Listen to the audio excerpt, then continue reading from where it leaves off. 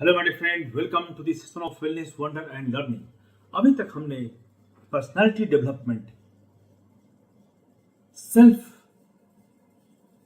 Improvement, अपने आप को इम्प्रूव करने के तरीके के बारे में जाना, जिसमें कि सेल्फ डेवलपमेंट एक ऐसा मार्ग है जो न केवल हमारे बाहरी रूप रंग में बदलाव लाता है, बल्कि हमारे आंतरिक गुणों में भी काफी निखार लाता है। यह केवल लोगों के सामने बेहतर बनने, दिखने और प्रभावशाली ढंग से अपने आप को प्रेजेंट करने का तरीका नहीं है, बल्कि यह एक संपूर्ण परिवर्तन है जो आपके सोचने, समझने, महसूस करने और कार्य करने के तरीके में सुधार लाता है। अभी तक हमने इस कंप्लीट सेशन में दो चीजें जानी है: स्वयं को जाने, सेल्फ इंप्रूवमेंट, और आत्मसंवाद, सेल्फ टॉक। अब थर्ड स्टेप्स जो है, इसके बारे में हमें जानना काफी आवश्यक है, वह है सेल्फ इंप्रूवमेंट, आत्म सुधार। अपनी कमजोरियों पर काम करना और अपने कौशल यानी स्किल्स को सुधारना व्यक्तित्व विकास का एक महत्वपूर्ण हिस्सा है। पढ़ाई, प्रशिक्षण या किसी नई चीज को सीखने का निरंतर प्रयास करना चाहिए। रोजाना थोड़ी थोड़ी प्रगति के लिए अपने लक्ष्यों को हमें छोटे छोटे स्टेप्स में बांटकर उन्हें प्राप्त करने की प्लानिंग करनी होगी। आत्म सुधार का मार्गदर्शन आत्म जागरूकता, संपूर्णता, निरंतर प्रयास पर आधारित होता है। भगवत गीता के उपदेशों के अनुसार यह न केवल हमारे आचरण और दृष्टिकोण को बदलता है, बल्कि हमारे जीवन के उद्देश्य, आत्मा के वास्तविक स्वरूप की खोज में हमें सहायता भी करता है। यहाँ आत्म सुधार के लिए विस्तृत प्रक्रिया दी गई है, जो आप समझें और फिर इस पर काम करें। आत्म जागरूकता, फर्स्ट स्टेप है सेल्फ अवेयरनेस। भगवान श्री कृष्ण ने अर्जुन को आत्म साक्षात्कार की आवश्यकता को बतलाया था, जहां हमें अपनी आत्मा, कमजोरियों और मानसिकता को जानने का प्रयास करना चाहिए। यह एक ऐसा साइंटिफिक प्रक्रिया है जिससे हम अगर समझेंगे, जानेंगे, तो फिर हम इसमें सुधार कर सकते हैं। इसे कैसे करना है? इसे करने का सबसे बेहतर तरीका ध्यान, आत्मचिंतन और अपनी भावनाओं और विचारों को समझकर अपने भीतर के सच को हमें जानना है। हम में क्या है, हमारी सोच क्या है, हमारी कमजोरियां क्या है और हमारी कैपेसिटी क्या है, ये जानना ही ध्यान है। और इसी ध्यान को करने से हम साइंटिफिक रूप से सभी चीजों को हम एनालिसिस कर सकते हैं। एक डायरी में रोज अपने विचारों और भावनाओं को हम लिखें और अपनी गलतियों और उपलब्धियों का एनालिसिस करें, विश्लेषण करें। यह बहुत ही आवश्यक है। दूसरा स्टेप्स है लक्ष्य निर्धारित करना, सेटिंग गोल्स। जीवन के उद्देश्य और धर्म के महत्व को भगवत गीता में समझाया गया है, जिसमें अपने लक्ष्य को पहचानना भी शामिल है। अपने जीवन के हर पहलू के लिए एक लक्ष्य तय करें। आपका आध्यात्मिक अगर लक्ष्य है तो उसे तय करें, मानसिक लक्ष्य है तो उसे तय करें, शारीरिक और सामाजिक लक्ष्य है उसे एक सांचे में ढालें, तय करें। बड़े लक्ष्यों को छोटे छोटे हिस्से में बांट दें और उनके लिए दैनिक और साप्ताहिक योजना बनाएं। आपको कोई ऐसा लक्ष्य आपने चुना है जिसमें हो सकता है 1 साल 2 साल लगे, तो आपको इसे छोटे छोटे स्टेप्स में बांटना होगा, जिसमें कि डेली स्टेप्स और फिर वीकली स्टेप्स क्या करने हैं इसको निर्धारित करना होगा। जब तक आप इस पर्टिकुलर दिन के लक्ष्य को प्राप्त नहीं करेंगे, आप दूसरे लक्ष्य की ओर आगे बढ़ ही नहीं सकते हैं। इस तरह से आप लक्ष्य को प्राप्त करते करते सप्ताह के अंत में देखें कि आपने इस सप्ताह के लक्ष्य को पूरा किया है या नहीं, और फिर धीरे धीरे आप देखेंगे कि आप 3 महीने बाद, 6 महीने बाद और 1 साल में कंप्लीट लक्ष्य को आप प्राप्त कर लेंगे। सतत प्रयास और समर्पण, कंटिन्यूअस एफर्ट एंड डेडिकेशन। निष्काम कर्म का सिद्धांत, इसे इसमें अपनाना काफी आवश्यक है। यानी अपने कार्यों में निरंतर रूप से लगे रहना और परिणाम की चिंता न करना। नियमित रूप से प्रैक्टिस करने से, अभ्यास करने से और खुद को हर दिन थोड़ा थोड़ा बेहतर बनाने से हम अच्छी एक स्किल्स डेवलप कर सकते हैं, इसमें एक महारत हासिल कर सकते हैं। यह बहुत ही आवश्यक है और यह कंटिन्यूअस एफर्ट से ही आएगा और इसमें डेडिकेशन भी काफी आवश्यक है।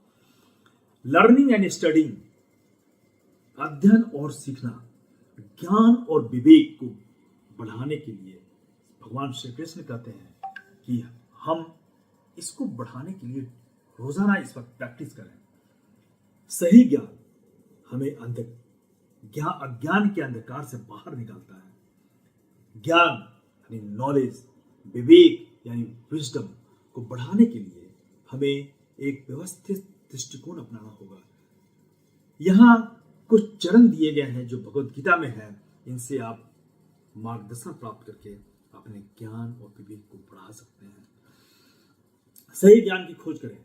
सही ज्ञान को खोज करने के लिए हमें अपने आप को प्रोत्साहित करना होगा, और यह आत्म साक्षात्कार और अज्ञानता से हमें मुक्ति देता है। सही ज्ञान अगर आपने प्राप्त कर लिया तो आपके आत्मा से आपका साक्षात्कार होगा।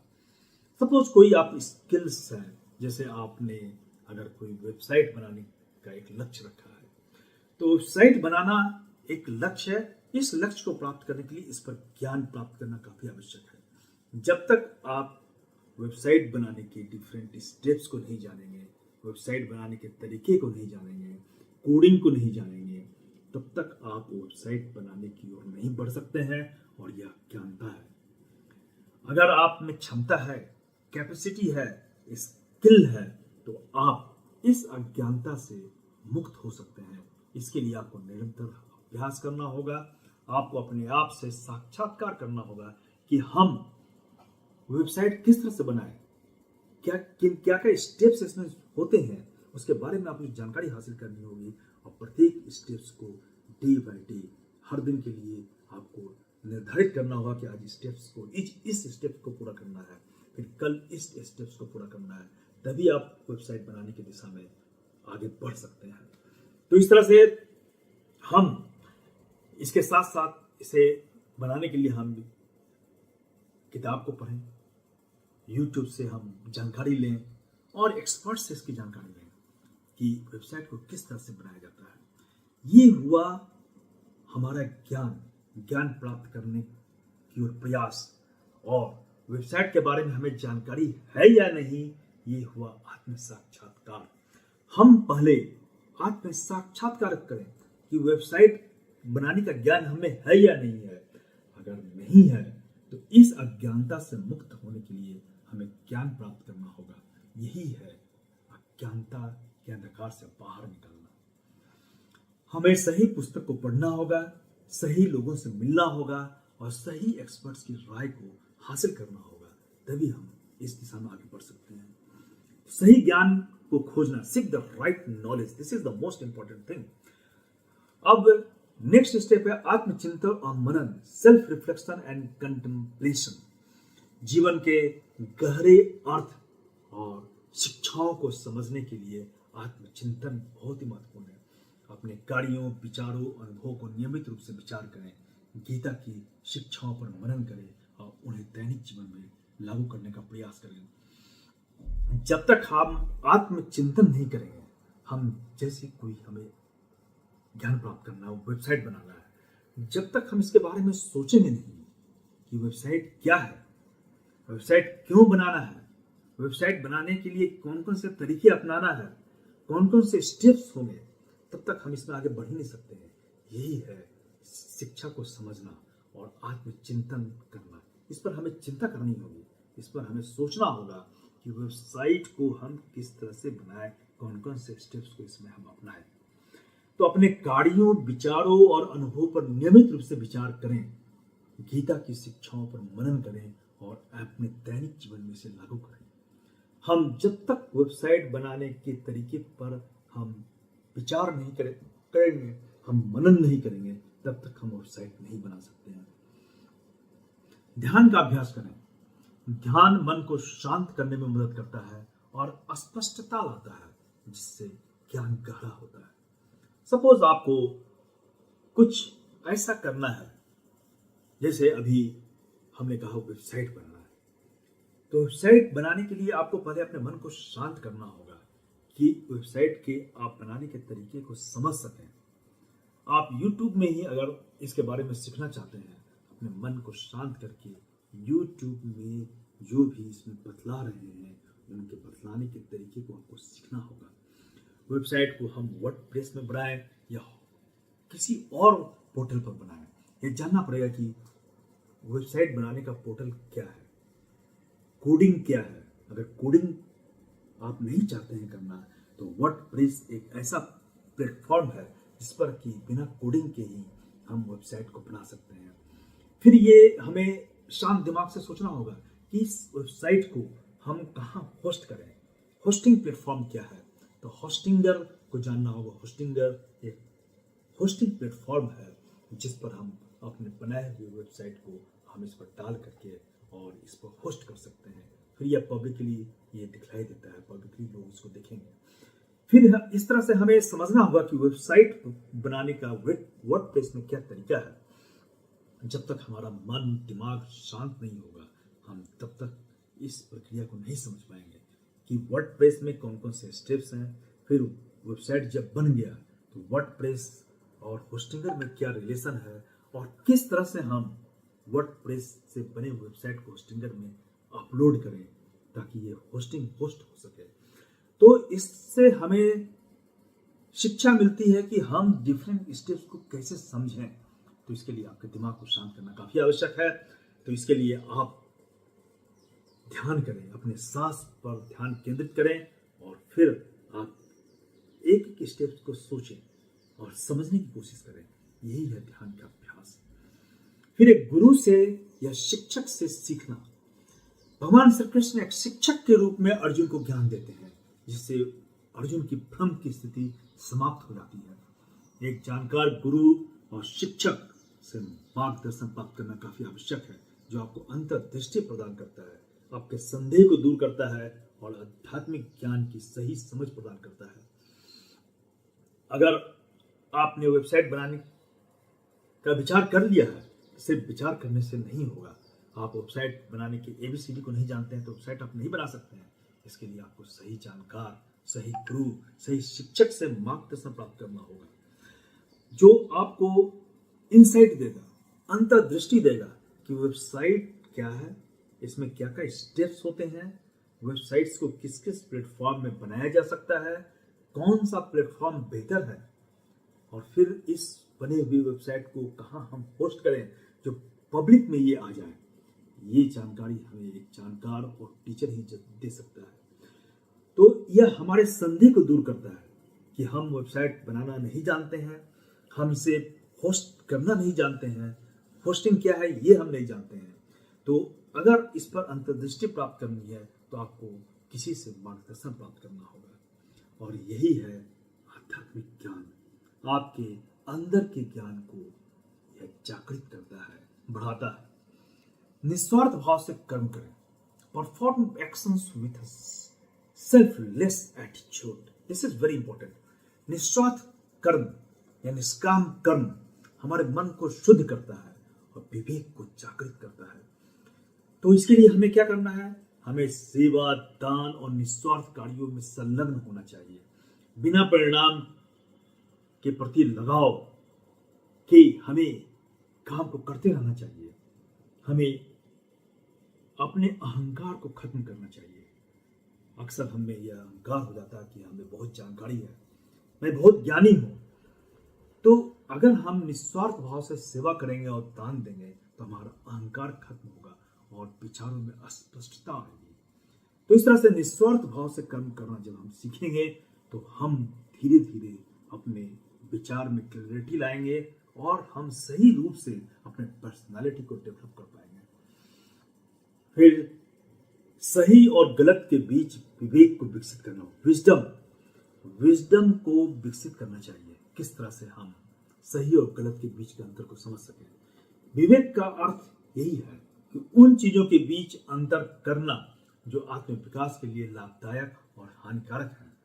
निर्णय लेने के पहले उनके नैतिक और आध्यात्मिक प्रभाव को ध्यान में रखते हुए उनके लाभ और हानि का मूल्यांकन करना चाहिए। सही को चुनने की आदत विकसित करनी चाहिए, चाहे वह आसान हो, लुभावना न हो। अक्सर होता है क्या कि कुछ आसान चीजें होती है उसे हम नहीं जानना चाहते हैं, या बहुत आसान है, या अगर कोई चीज अट्रैक्टिव नहीं है तो हम उसे नहीं जानेंगे। ये इस एटीट्यूड को खत्म करना होगा और तभी हम सही और गलत के बीच फर्क को समझ पाएंगे और उस पर हम अपने ध्यान को केंद्रित कर पाएंगे। नेक्स्ट स्टेप है नियमित अभ्यास से अज्ञान को दूर करना। Overcome your ignorance and with disciplined practice. निरंतर अभ्यास और आत्म अनुशासन आत्म ज्ञान को बढ़ाता है, आपकी अज्ञानता को समाप्त करता है। अध्ययन, ध्यान और सेवा को शामिल करते हुए अनुशासित दिनचर्या को आप डेली अपने में शामिल करें। उन आदतों से बचें जो निर्णय को बाधित करते हैं, जैसे विलंब करना और विकर्षण में लिप्त रहना। जैसे मान लिया आपको वेबसाइट बनाना है, तो वेबसाइट बनाने के लिए आपको कुछ सीखना होगा, या तो आपको लैंग्वेज सीखना होगा, कोडिंग सीखना होगा, या आप लैंग्वेज और कोडिंग के मार्ग से नहीं जाना चाहते हैं तो आपको ऐसे प्लेटफॉर्म को सीखना होगा जैसे वर्डप्रेस हो गया, इसमें किस तरह से वेबसाइट को बना सकते हैं, किस तरह से अपने कंटेंट को हम सिलेक्ट करें और कंटेंट को इसमें लिखें, ब्लॉगिंग को हम समझें। जब तक हम इसमें नहीं समझेंगे इस पर हम नियमित रूप से अभ्यास नहीं करेंगे, अपने इस अज्ञानता को हम दूर नहीं करेंगे, अपने आप को डिसिप्लिन नहीं करेंगे, हम रेगुलर प्रैक्टिस नहीं करेंगे, तब तक हम इस स्किल को प्राप्ति नहीं कर पाएंगे, हमें वो ज्ञान आएंगे ही नहीं। तो इस तरह से हम अपने आप को डिसिप्लिन करें और उन आदतों से हमें अपने आप को बचाना है जो हमें इस कार्य को करने से रोकते हैं। नेक्स्ट है शिक्षाओं को समझें और लागू करें। Understanding and apply the teachings. केवल सैद्धांतिक ज्ञान पर्याप्त नहीं है, इसे जीवन में लागू करना चाहिए। जैसे ज्ञान को कैसे प्राप्त करना है, गीता और आध्यात्मिक ग्रंथ जो है उससे हम ज्ञान प्राप्त कर अपनी चुनौतियों को हम ओवरकम कर सकते हैं, संबंधों को हम बेहतर बना सकते हैं, दिन प्रतिदिन की स्थितियों से निपट सकते हैं। ये हमारे व्यक्तित्व विकास के लिए काफी आवश्यक है कि हम अपने चुनौतियों से लड़ें, अपने संबंधों को हम सुधारें और दिन प्रतिदिन कुछ ऐसी स्थिति आती है जिससे हमें निपटना, उसको चैलेंज को स्वीकार करके उसे ओवरकम करना काफी आवश्यक है।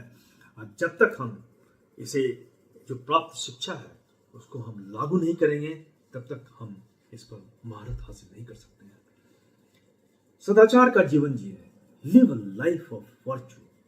धार्मिक ज्ञान या धर्म का पालन करना सच्चे ज्ञान को प्राप्त करने के लिए आवश्यक है।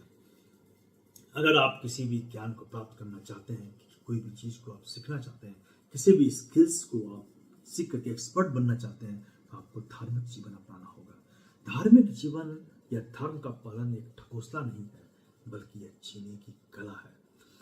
आप अपने आप को डिसिप्लिन करके एक रेगुलर अभ्यास में अपने आप को बांध लेंगे, यही धर्म है, यही आपका धर्म है।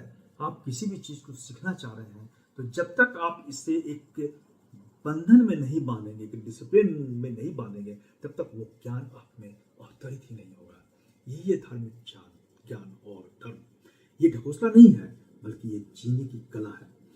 नैतिक प्रथाओं का पालन करना काफी आवश्यक है। नैतिक मूल्यों को बनाए रखें और जिम्मेदारियों से आप घबराएं नहीं, कर्तव्यों का पालन करें। यह मन को मजबूत बनाता है और अस्पष्टता और विवेक को बढ़ावा देता है। इन चरणों को दैनिक जीवन में शामिल करके कोई व्यक्ति धीरे धीरे ज्ञान और विवेक को बढ़ा सकता है, जिससे गहरी समझ और ज्ञानता से मुक्ति प्राप्त होती है। इस तरह से हम जब अपने आप को ढालते हैं, अपने आप को स्वीकारते हैं, अपने आप को डिसिप्लिन्ड वे में हम जब अपने आप को विकसित करते हैं, तो हमारा सेल्फ डेवलपमेंट होता है, पर्सनैलिटी में एक चेंज आता है। नेक्स्ट स्टेप है आत्म संयम और अनुशासन, self discipline and restaurant. Shri Krishna कहते हैं कि आत्म संयम के बिना आत्म सुधार संभव नहीं है। अनुशासन हमारे लक्ष्य की ओर हमें बढ़ाता है और यह हमें प्रेरित करता है कि हम लक्ष्य की ओर बढ़ें और इसे प्राप्त करें। अपनी दिनचर्या में संयम और अनुशासन को जरूर लागू करें, जैसे समय से सोना और समय से उठना, नियमित अभ्यास करना और भोजन में संयम रखना। जब हम भोजन करते हैं तो उस पर हम कंट्रोल रखें, कुछ ऐसी चीजें न खा लें कि ये हमारी दिनचर्या को डिस्टर्ब कर दें। हम ऐसे चीज को न पी लें कि हम कार्य के लायक ही नहीं रहे। हमें अपनी बुरी आदतों पर काम करना पड़ेगा, काम करने की आवश्यकता है, और धीरे धीरे प्रत्येक बुरी आदतों को छोड़ना पड़ेगा। अपने समय और ऊर्जा जो हम पे है उसका हमें सदुपयोग करना होगा, तभी हम सेल्फ इम्प्रूवमेंट कर सकते हैं, आत्म विकास कर सकते हैं, और हमारा पर्सनैलिटी जो है डेवलप होगा। नेक्स्ट स्टेप है सकारात्मक संवाद, पॉजिटिव सेल्फ टॉक, जिसके बारे में मैंने कल के सेशन में बतलाया था। यह क्या है? मन के विचारों को नियंत्रित करने और आत्मविश्वास बढ़ाने के लिए एक ऐसा मार्गदर्शन। सकारात्मक विचार और दृष्टिकोण को अपनाना काफी आवश्यक है। अपने आप से सकारात्मक और उत्साहवर्धक शब्दों से संवाद करें, अपने आप से संवाद करें। आप self talk positive words, positive शब्दों को कहकर करें। नकारात्मक विचारों से बचें और सकारात्मकता को बढ़ावा दें। जब भी नकारात्मक विचार आए उनमें उस विचार को आप सकारात्मक विचार से बदल दें। हर सुबह खुद को प्रेरित करने वाले वाक्य को कहें, या आपको प्रमोट करेगा, प्रेरित करेगा, आप में उत्साह को भर देगा। नेक्स्ट स्टेप ध्यान और मानसिक शांति, मेडिटेशन और मेंटल पीस। ध्यान और योग से आत्म साक्षात्कार प्राप्त होता है और मानसिक शांति को बढ़ावा मिलता है। नियमित रूप से ध्यान करना काफी आवश्यक है। ध्यान कोई ढकोसला नहीं है, ध्यान एक सोचने की प्रक्रिया है। आप जब किसी भी स्किल्स को प्राप्त करना चाहते हैं, आप वेबसाइट बनाना चाहते हैं, तो आप इसके स्टेप्स को समझने के बाद आप शांत होकर बैठें और हर आपने जिस स्टेप के बारे में जानकारी हासिल की है उस स्टेप्स को आप दोहराएं, अपने मन में समझने की कोशिश करें कि इस स्टेप्स के बाद कौन सा स्टेप्स होगा। अगर इस स्टेप्स को हम करते हैं तो इसमें कौन कौन सी कठिनाइयाँ, कौन कौन सी दिक्कतें आती हैं और इसको किस तरह से सॉल्व करना है, ये है ध्यान। और ये ध्यान तभी संभव है जब आपका मन शांत रहेगा। मन में बहुत से विचार आते रहेंगे तो आप अपने स्किल्स को डेवलप नहीं कर पाएंगे। तो इस तरह से रोजाना कुछ समय हमें अपने ध्यान के लिए रखना चाहिए और इसे अपने दिनचर्या का हमें हिस्सा बनाना है। सबसे महत्वपूर्ण चीज है निर्णय क्षमता को बढ़ाना, improving decision making abilities. Arjun को अपने संदेह और भ्रम को दूर करने की शिक्षा दी गई थी। सही निर्णय लेने की क्षमता विकसित करना अत्यंत महत्वपूर्ण है। खुद पर भरोसा करें और अपनी क्षमताओं का सही मूल्यांकन करें, आकलन करें। जो निर्णय सही लगे उस पर आप डटे रहें। ऐसा नहीं कि आप चेंज करें, बार बार फ्लक्चुएशन जो है आपको सही दिशा क्यों नहीं ले जाएगा। किसी भी निर्णय को लेने से पहले सभी विकल्पों पर विचार करें और फिर आत्मविश्वास के साथ आप निर्णय लें, डिसीजन ले लें। नेक्स्ट स्टेप है सत्संग और अच्छे लोगों की संगति। मेरे फ्रेंड, अच्छे और धर्मपरायण लोगों की संगति जो है वो काफी आवश्यक है। आपको ये प्रेरणा देती है और आपको मार्गदर्शन प्राप्त होता है। लेकिन आप अगर ऐसे लोगों से घिरे हुए हैं जिनमें नेगेटिविटी भरी हुई है, जो आपको मार्गदर्शन नहीं दे सकते हैं, तो उन लोगों से मिलने से अच्छा आप अकेला रहें। आप अकेला अपने ज्ञान को बढ़ाएं, आप अकेला अध्ययन करें और अपने सकारात्मक विचारों को आसपास फैलाएं। तो इससे आपको खुद ही सही मार्गदर्शन मिलेगा। सेल्फ मार्गदर्शन जिसे कहते हैं वो आपको मिलता रहेगा। तो नियमित रूप से आप अपने आप से चर्चा करें, आध्यात्मिक चर्चा करें, अपने आप से सत्संग करें और अपने आप से अच्छी संगति में भाग लें। तो यह आपके कुविचार, गलत विचार, आपके वीकनेसेस को ये खत्म कर देगा। नेक्स्ट है और अंतिम चरण है निरंतर आत्म मूल्यांकन, कंटिन्यूअस सेल्फ असेसमेंट। आत्म मूल्यांकन से हम अपने कार्यों और विचारों को सही रूप से पहचान सकते हैं, इसका विश्लेषण कर सकते हैं। नियमित रूप से अपनी प्रगति का आकलन करना काफी आवश्यक है और आप पा रहे हैं कि इसमें प्रगति में कुछ रुकावट आ रही है तो इसमें बदलाव करना है। हर सप्ताह या महीने के अंत में अपनी उपलब्धियों और कमजोरियों को आप देखें, इसका लेखा जोखा रखें और उस पर एक दृष्टि डालें। इन चरणों का पालन करने से आत्म सुधार और व्यक्तिगत विकास की दिशा में एक स्थिरता आएगी और हमें अपने पर्सनालिटी को डेवलप करने के लिए स्थिरता काफी आवश्यक है। ये निरंतर अभ्यास है। ऐसा नहीं कि आज हमने इन सभी स्टेप्स को कर लिया और हमारा सेल्फ इम्प्रूवमेंट हो गया, हमारी पर्सनालिटी डेवलप हो गई। कुछ समय के बाद जब इसे आप छोड़ देंगे फिर से आप उसी स्थिति में आ जाएंगे। तो निरंतर आपको अपने आत्म सुधार और व्यक्तित्व विकास की दिशा में कार्य करते रहना है। हमें अब बहुत ही आवश्यक है कि हम ऐसी पुस्तक को पढ़ें रेगुलर, जिससे हम बेहतर व्यक्ति बन सकते हैं। हम